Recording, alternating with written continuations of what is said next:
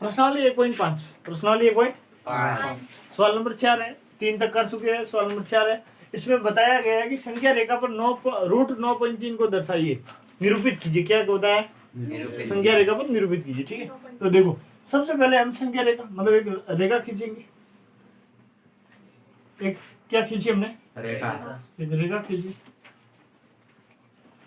ठीक है, देखो इस पर आप क्या बनाओगे कि 9.3 की एक रेखा बनाएंगे हम इस पर। मैं बिना माप के बना रहा हूं, आप पेंसिल प्रकार और इसकी सहायता से बना रहा हूं, पेंसिल और प्रकार की सहायता से। ठीक है, स्केल की सहायता से बनाना है। देखो हमने इसका नाम दे देते ए बी। क्या नाम देते? ए और बी। ए बी बराबर हमने कितनी खींची? 9.3। यहाँ पर हमने क्या दिया? रूट में 9.3 है। हम बाद में दर्शाएंगे इसे, अपने आप इसका मान आ जाएगा। ठीक है, देखो हमने क्या खींची? 9.3। अब 20 से एक इकाई और मतलब 1 सेंटीमीटर और बढ़ा देंगे और इस बिंदु का क्या नाम देंगे? सी। तो मतलब हम कह सकते हैं कि 20 सी रेखा खींची हमने 1 सेमी की। कितनी? 1 सेमी। और ये भी कितनी खींची थी? 9.3। देखो अब इस रेखा का क्या करेंगे? अब लंबसम द्विभाजक। क्या करेंगे? लंबसम। देखो आप पेंसिल को प्रकार में डालोगे। ठीक है, और प्रकार की सहायता से मतलब प्रकार की नोक तो रखोगे ए बिंदु पर। प्रकार की नोक कहाँ पर रखोगे? ए बिंदु पर। और प्रकार की नोक तो हम कहाँ रख रहे हैं? ए बिंदु पर। और पेंसिल को इस रेखा के आधे से ज्यादा खोलना है। आधे से कम नहीं खोलोगे, आधे से ज्यादा। मतलब आप ठीक, प्रकार की नोक यहाँ पर। अब पेंसिल को आधे से ज्यादा खोलने के बाद ऊपर भी एक सांप काटोगे और नीचे भी। अब फिर प्रकार की नोक कहाँ रखोगे? सी बिंदु पर। ठीक है, और ऊपर भी एक सांप काटोगे और नीचे भी। और इन सांपों को मिला देंगे। क्या करेंगे हम? सांप को मिला देंगे। दिखाई दे रहा है आपको?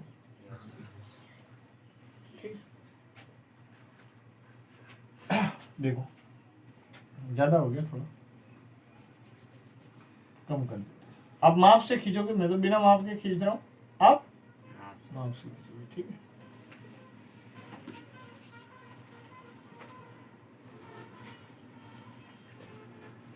देखो अब हमारे पास इस बिंदु का क्या नाम देंगे? डी बिंदु नाम दे देंगे। अब एडी और डीसी ये आपस में क्या है? बराबर है। एडी और क्यों? क्योंकि हमने क्या किया? एसी का, आपसे लिख देना चाहो तो एसी का लंब समद्विभाजक, लंब समद्विभाजक। एसी का क्या किया? लंब समद्विभाजक। देखो एसी का लंब समद्विभाजक किया तो हमारे पास क्या हुआ? एडी और डीसी बराबर हो गए। ठीक, ये तो ऐसे ही लिख रहा हूँ। ठीक है, देखो अब क्या करोगे? अब करेंगे हम इस बीसी का लंब समद्विभाजक कर लिया।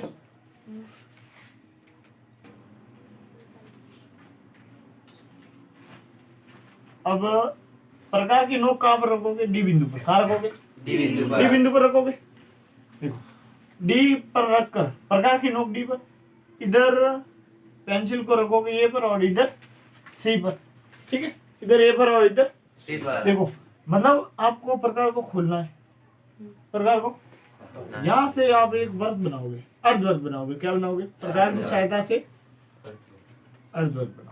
प्रकार की सहायता से क्या बनाओगे? अर्धवर्ग बनाओगे। अब देखो बी पर क्या बनाना है? 90 डिग्री कोण। बी पर क्या बनाना है? 90 डिग्री कोण। मतलब आप रचना करोगे बी पर एक 90 डिग्री कोण की। 90 डिग्री कोण। क्या रचना करोगे बी पर? 90 डिग्री के कोण की। ये हमने बना दिया बी पर 90 डिग्री। ठीक है, अब देखो जहां पर बी का ये 90 डिग्री मिल रहा है, अर्धवर्त के हमने जो वर्त बनाया है।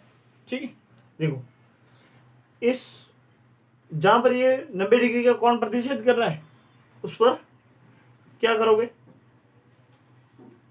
बी, देखो बी का हमने 90 डिग्री कोण बनाया, जो हमने अर्धवर्त खींचा है उस पॉइंट को मिला दोगे और ए और इस बिंदु का नाम दे दोगे ई। इन दोनों को क्या करोगे? आपस में मिलाना है।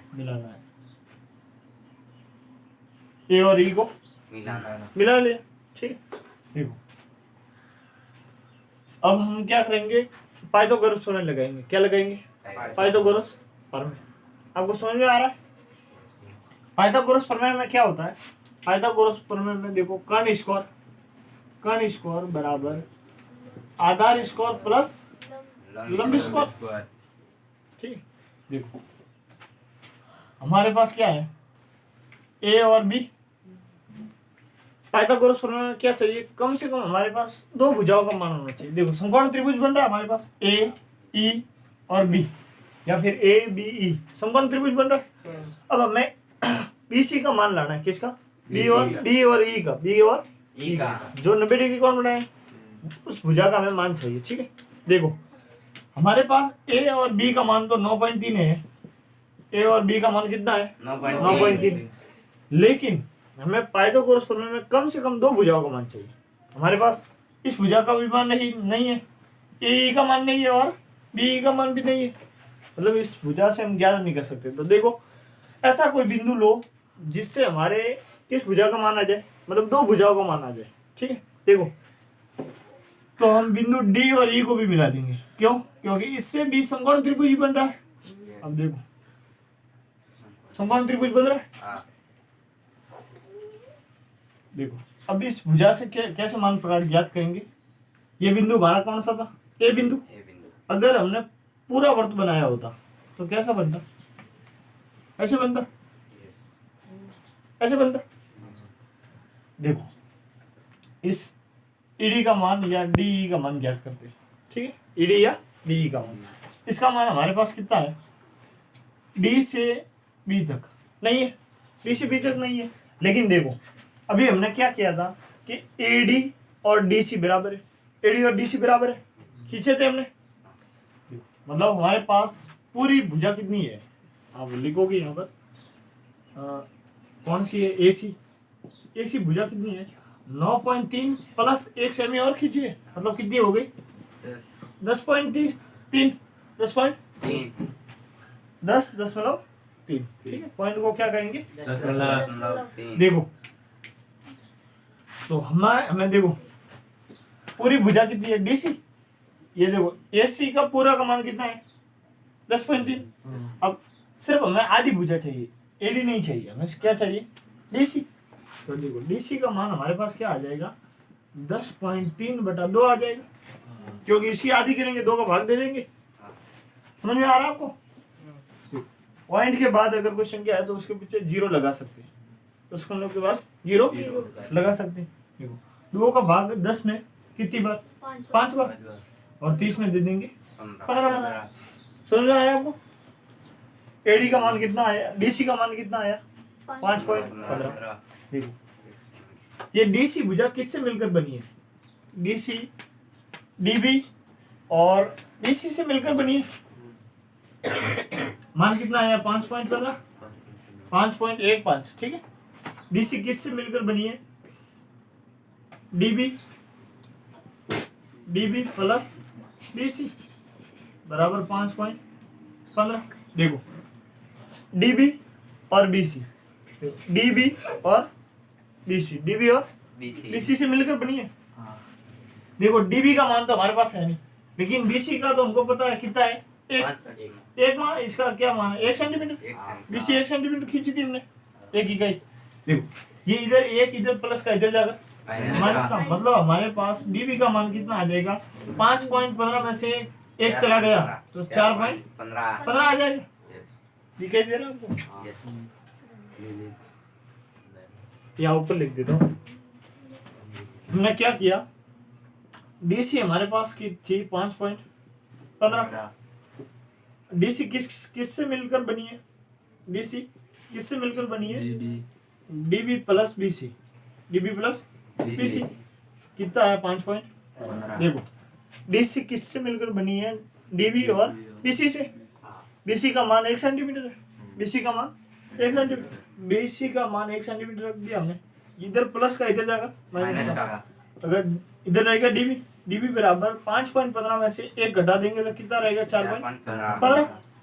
मतलब हमारे यहाँ से यहाँ तक का मान कितना आ गया 4.15 आ गया। देखो ये भुजा हो गई हमारी।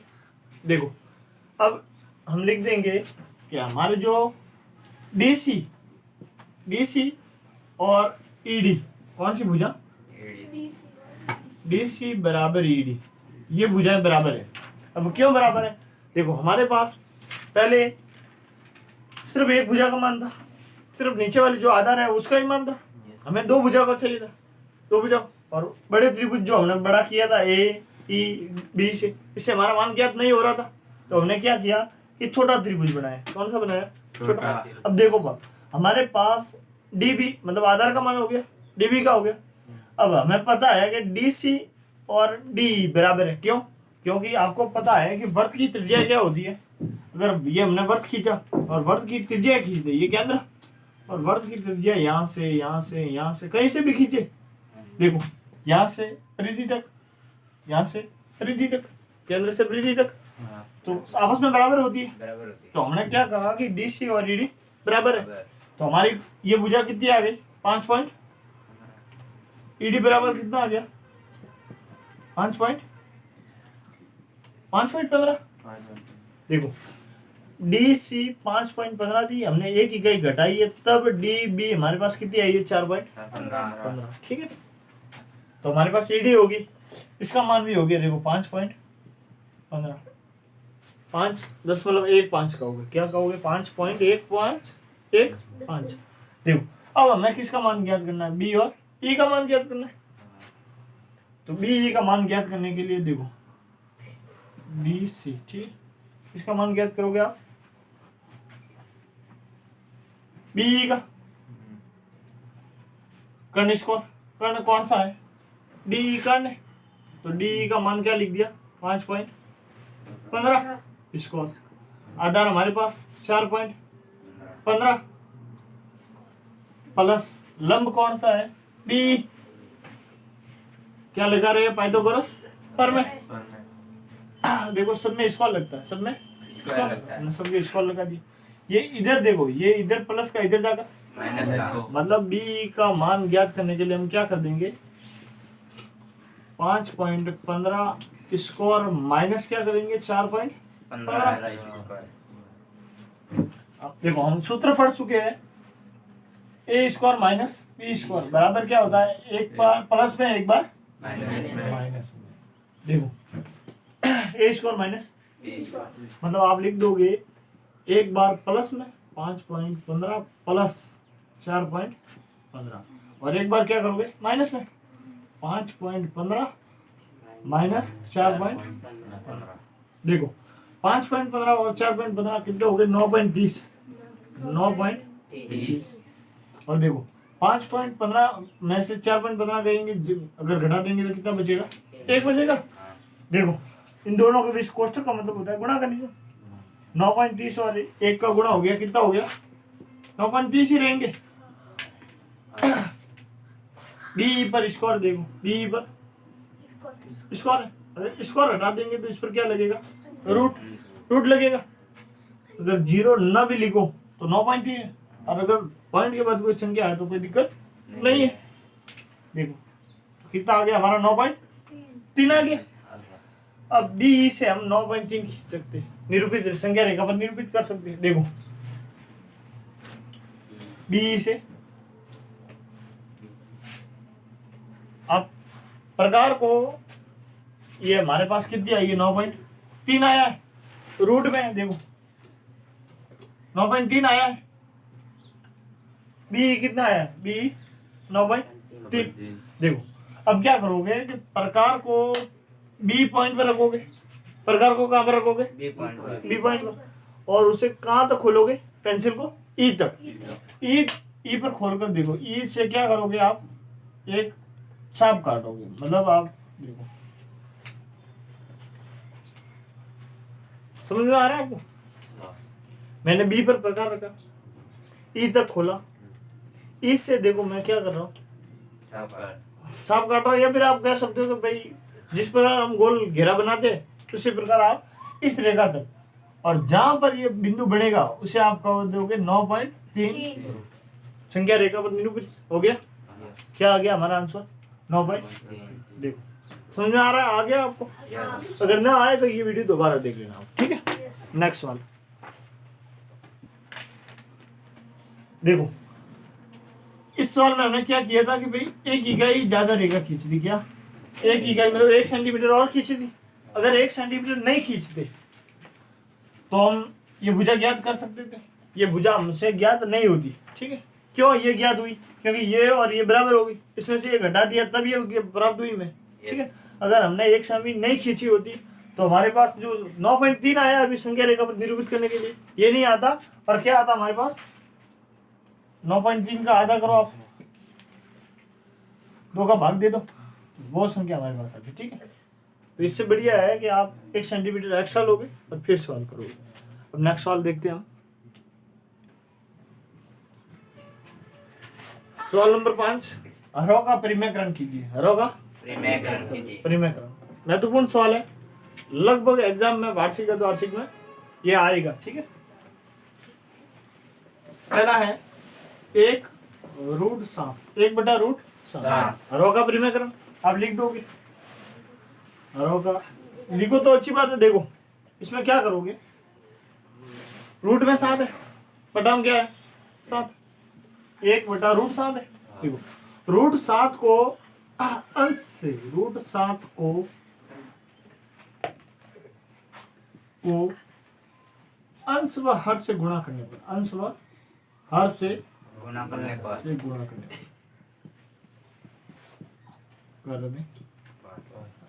देखो ऊपर वाले को तो हर कहते हैं, नीचे वाले, ऊपर वाले को अंश कहते हैं और नीचे वाले को कैसे याद रखोगे? ऊपर अब पहले आता है, हाँ बाद में आता है। ऊपर वाले को अंश कहते हैं, नीचे वाले को वैसे आपको पता होगा पर बता देते हैं, ऊपर वाले को अंश कहते हैं, ठीक है। देखो अब अंश व हर से गुणा करने पर मतलब हमारी जो संख्या दी हुई थी वो तो ऐसे लिख दी हमने। अब ऊपर नीचे दोनों तरफ गुणा करने पर देखो 1 और √7 का गुणा √7 ही रहेंगे। देखो √7 और √7 का गुणा मतलब आप कह सकते हो कि √7 2 बार स्क्वायर कर देंगे भाई, स्क्वायर से रूट हट गया। या फिर आप कहोगे कि आधे 7 और आधे 7 पूरे 7, समझ रहे हो? रूट है मतलब आधी संख्या को, समझ रहे हो? या फिर वही स्क्वायर लगाकर इसको हटा देना, रूट हटा देना, ये इसका हो गया आंसर, ठीक है। इसका आंसर क्या रहेगा? √7/7। नेक्स्ट सवाल दिया हुआ है, इसे मिटा दूं मैं? यस, उतारना है तो उतार दो पहले आप।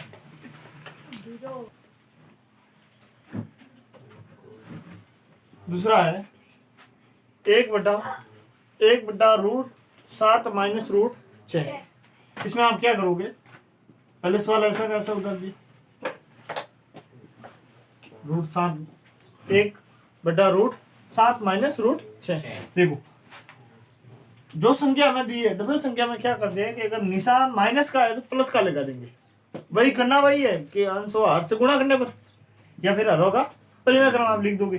देखो 1/√7 माइनस है तो आप क्या करोगे? प्लस का अंश व हर से गुणा करने पर, अंश व हर से गुणा करने ऊपर वाले को अंश कहते हैं, नीचे वाले को हर कहते हैं, ठीक है। 1/√7 माइनस √6 इंटू √7। अब 1 नहीं लिखोगे यहाँ पर, सिर्फ √7 प्लस √6 लिखोगे। √6/√7 प्लस √6। समझ में आ रहा है आपको? 1 से गुणा करेंगे, इसका कोई फर्क पड़ेगा? नहीं पड़ेगा, मतलब ऐसा का ऐसा लिख देंगे √6। इधर देखो, देखो a minus B, a plus B, सर्वसमीकरण मतलब सूत्र पता है आपको, a minus B, a plus B. तो इसका क्या कर देंगे अब? बट्टा में ए स्क्वायर लगा देंगे और बी स्क्वायर लगा देंगे। तो ए का स्क्वायर मतलब 7 का स्क्वायर, रूट 7 का स्क्वायर माइनस रूट 6 का स्क्वायर, रूट 6 का स्क्वायर। देखो एक बार प्लस में था, एक बार प्लस में था, एक बार माइनस में था। तो हमने क्या इस सूत्र में क्या लगता है, अगर एक बार माइनस एक बार प्लस हो तो इन दोनों के बीच माइनस का निशान लगता है, और हमने क्या लगा दिया, माइनस का निशान। अब ये ख्याल रखोगे, ठीक है। देखो ऊपर रूट 7 प्लस रूट 6 ऐसे के ऐसे, बटा में जो स्क्वायर से रूट कट गया, स्क्वायर से रूट कट गया तो 7 लिख दिया, माइनस स्क्वायर से रूट कट गया 6 लिख दिया। अब चाहो तो नीचे लिख सकते हो, मैं ऐसे सामने लिख रहा हूँ, रूट 7 प्लस रूट 6 बटा 7 में से 6 गए तो 1, और नीचे संख्या में 1 लिखो या मत लिखो, ये हमारा क्या हो जाएगा, ठीक है। नेक्स्ट वाला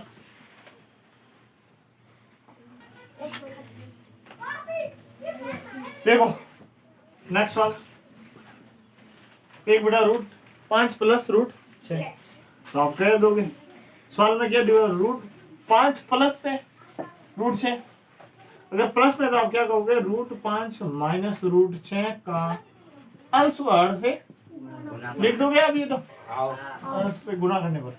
देखो 1 बटा root 5 plus root 6, root 5 minus root 6 का ऊपर भी गुणा और रूट 5 माइनस रूट 6 का नीचे भी गुणा, रूट 6। अगर 1 से गुणा करेंगे तो कोई फर्क नहीं पड़ेगा, एक बार प्लस में एक बार माइनस में, मतलब क्या सर्वसमीका बनेगी, ए माइनस बी, ए प्लस बी, ए माइनस बी, क्या बनेगा, ए स्क्वायर माइनस बी स्क्वायर। देखो रूट 5 माइनस रूट 6, देखो इसको लगा दिया हमने,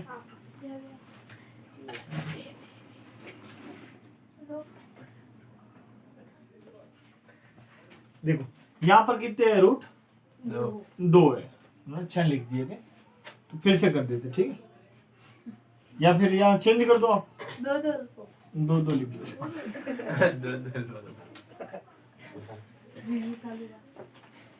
रूट 2 आ जाएंगे, रूट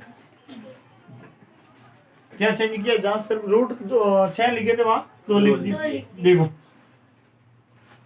ए प्लस बी, ए माइनस बी, इसके बाद देखो इनका स्क्वायर कर दिया हमने, रूट 5 माइनस रूट 2 बटा 5 स्क्वायर से रूट कट गया, मतलब क्या रहते हैं बचे माइनस रूट 2 का स्क्वायर है, तो क्या कर देंगे हम, सिर्फ रूट 2 कर देंगे, सॉरी स्क्वायर से रूट करने कैंसिल हो गए। अब नीचे आप क्या लिखोगे, रूट 5 माइनस रूट 2 बटा 5 में से 2 गए तो 3, ठीक है, ये हमारा आंसर है। अब नेक्स्ट वाला देखो, यही कर देते,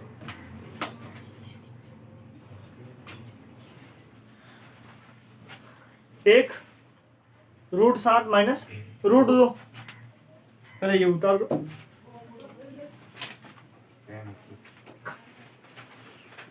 सवाल नंबर 4 है। अब